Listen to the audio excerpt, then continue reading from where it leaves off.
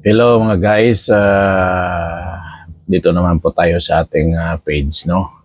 Security Marino OFW. Kasi meron akong nababasa sa mga vlogger din na ka-59 natin, no? Sa ibang kumpanya, no? Ibang cruise ship, no? So meron akong nabasa nga ang sabi, wala daw age limit.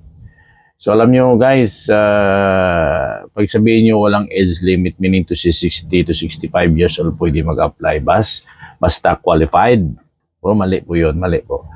Ang pagbabarko ay meron po tayong age, no, na tinitingnan. Katulad yan, pag first timer po kayo, ay kailangan talaga ng age limit, no? First timer.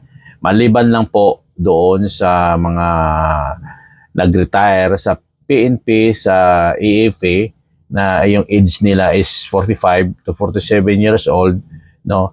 Baka mabibigyan pa ng konsiderasyon ng crewing agency nga makapasok sila.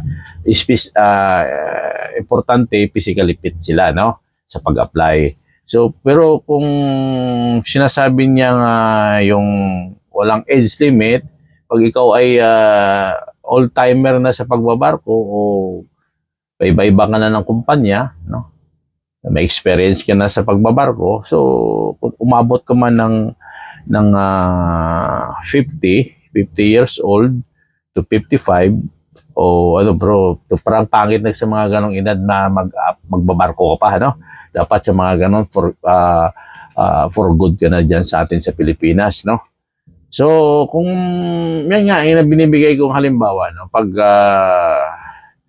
55, basta meron ng sea service experience or either pagtrabaho sa barko, pwede po tatanggapin yan as on na physically fit sila po. Yun lang po ang aking may bibigay din doon sa sinasabi niya, no age limit, no? At yung pakaragdagan sa inyo, sa pag-apply, meron din akong nakikita isa doon na ang sabi, kompleto na daw siya ng dokumento, meron na siya passport, seaman's book, meron na siya may BT, may PCCRB, may crowd control ng training. Hindi ko alam bakit hindi pa siya natatanggap at bakit siya kumuha ng mga ganong requirements na hindi naman siya natanggap, no?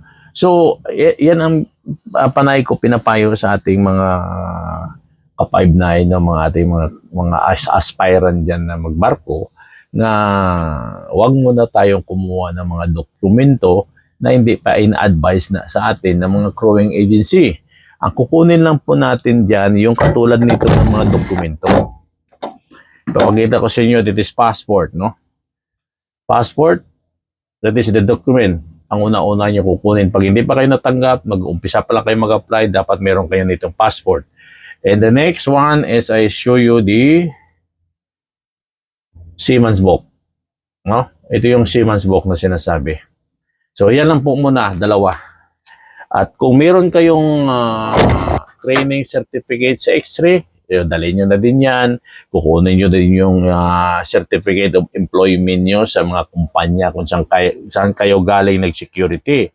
No? Kung galing kayo ng casino, galing kayo ng Soler, galing kayo ng airport, kumuha kayo ng certificate of employment nyo sa pag-apply, no?